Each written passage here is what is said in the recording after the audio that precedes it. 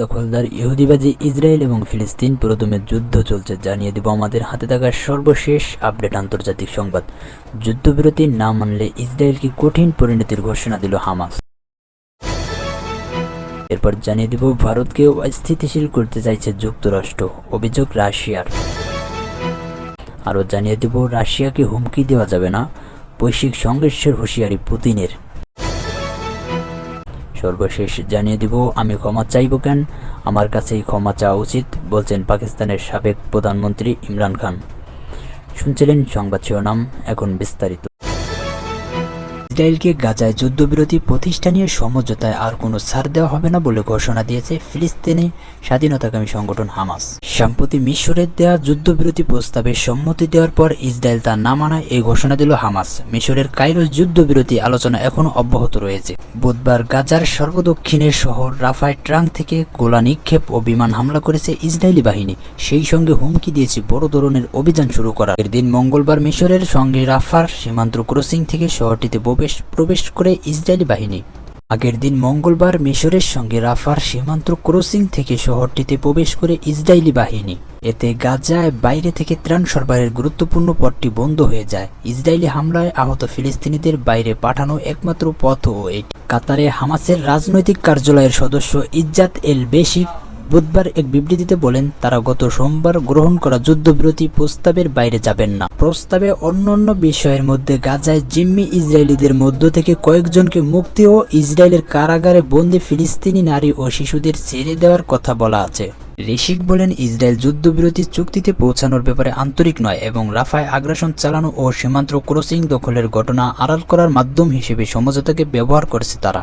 হামাসের এই বক্তব্য নিয়ে ইসরায়েল তাৎক্ষণিক কোনো মন্তব্য করেননি। গত সোমবার ইসরায়েলি কর্তৃপক্ষ ঘোষণা করে হামাসের গ্রহণ করা 3 দফার ওই যুদ্ধবিরতির প্রস্তাব মানা সম্ভব নয়, কেননা এটির শর্তগুলো খুবই দুর্বল এবং তা কার্যকর করার মতো না।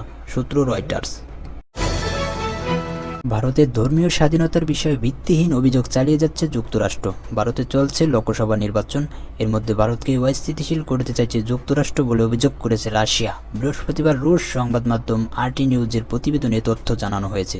রাশিয়ার পররাষ্ট্র মন্ত্রণালয়ের মুখপাত্র মারিয়া জাখরোভা বলেছেন, ভারতের জনগণের মানসিকতা এবং ইতিহাস সম্পর্কে ওয়াশিংটনের বোঝার অভাব রয়েছে।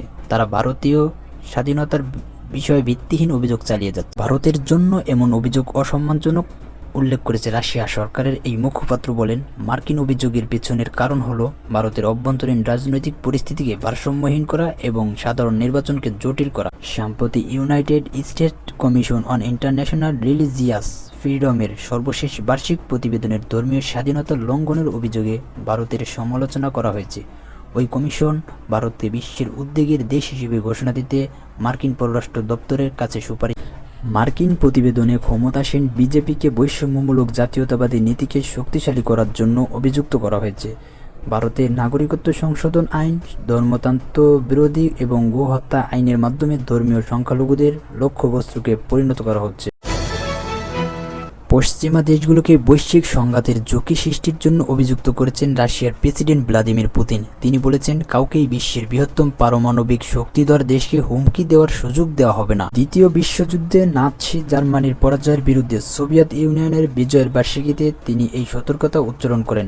বৃহস্পতিবার 9 মে এক প্রতিবেদনে এই তথ্য জানিয়েছে বার্তা সংস্থা রয়টার্স। প্রতিবেদনে বলা হয়েছে, রাশিয়ার প্রেসিডেন্ট ভ্লাদিমির পুতিন বৃহস্পতিবার বৈশ্বিক সংঘাতের ঝুঁকি সৃষ্টির জন্য পশ্চিমা দেশগুলোকে অভিযুক্ত করেছেন এবং বলেছেন, কাউকেই বিশ্বের বৃহত্তম পারমাণবিক শক্তিধর দেশকে হুমকি দেওয়ার সুযোগ দেওয়া হবে না।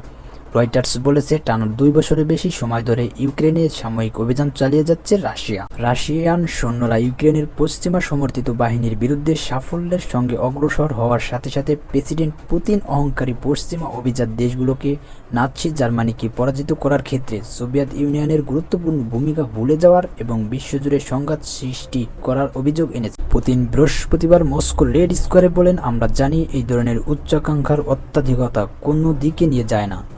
রাশিয়া বিশ্বব্যাপী সংঘর্ষ প্রতিরোধে সবকিছু করবে, তবে একই সাথে আমরা কাউকে আমাদের হুমকি দেওয়ার সুযোগ দেব না। আমাদের কৌশলগত বাহিনী সবসময় যুদ্ধের প্রস্তুতির অবস্থায় থাকে। গত বছরের 9 মে পাকিস্তানের সাবেক প্রধানমন্ত্রী ইমরান খানকে নাটকীয়ভাবে আটক করা হয়েছিল, আর এই জোরে পাকিস্তান জুড়ে ছড়িয়ে পড়েছিল ভয়াবহ দাঙ্গা। টানা কয়েকদিন ধরে চলে সেই দাঙ্গায় হামলা হয়েছিল পাকিস্তানের সামরিক বাহিনীর সদর দপ্তরও।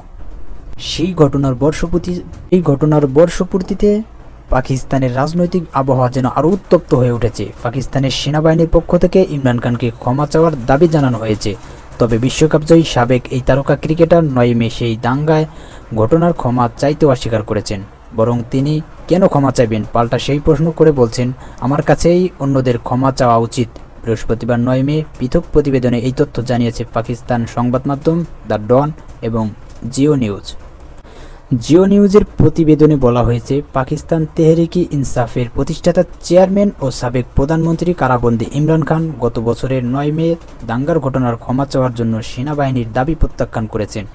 এছাড়া তাকে গ্রেপ্তারের পরপরই গত বছর দেশটিতে যে সহিংস বিক্ষোভ শুরু হয়েছিল তা থেকেও তার দলকে দূরে সরিয়ে দিয়েছেন তিনি। বুধবার রাওয়ালপিন্ডির আদিয়ালা কারাগারের সাংবাদিকদের সাথে এক আনুষ্ঠানিক কথোপকথনের সময় পাকিস্তানের ক্ষমতাচ্যুত এই প্রধানমন্ত্রী বলেন, আমি কেন ক্ষমা চাইব, এটা আমার কাছে থেকে চাওয়া উচিত। মূলত বেশ কয়েকটি মামলার রায়ের পর গত বছরের আগস্ট থেকে বন্দী হয়েছেন ইমরান খান। তার বিরুদ্ধে দুর্নীতি থেকে শুরু করে অফিসিয়াল সিক্রেট অ্যাক্ট লঙ্ঘন পর্যন্ত বিভিন্ন অভিযোগ রয়েছে। তার ডন বলেছে, সাবেক প্রধানমন্ত্রী ইমরান খান বুধবার 9 মে দাঙ্গার জন্য ক্ষমা চাইতে অস্বীকার করেছেন এবং বলেছেন 2014 সালের তার দল পিটিআই যে অবস্থান কর্মসূচি পালন করেছিল সে বিষয়ে তদন্তের মুখোমুখি হতে তিনি প্রস্তুত। আদিয়ালা কারাগারে 19 কোটি পাউন্ডের দুর্নীতি মামলায় আদালতের কার্যক্রম শেষে সাংবাদিকদের তিনি কথা বলেন।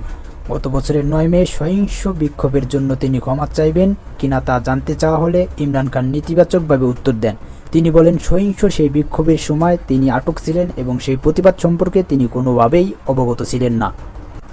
পাকিস্তানের সাবেক এই প্রধানমন্ত্রী উল্লেখ করেছেন, তিনি তৎকালীন প্রধান বিচারপতি ওমর আতা বন্দিয়ালার সামনে হাজির হওয়ার সময় দেশ জুড়ে সহিংস এই প্রতিবাদ বিক্ষোভ সম্পর্কে জানতে পারেন। তিনি বলেন, আমি ইতোমধ্যেই সেই সহিংস বিক্ষোভের নিন্দা জানিয়েছি।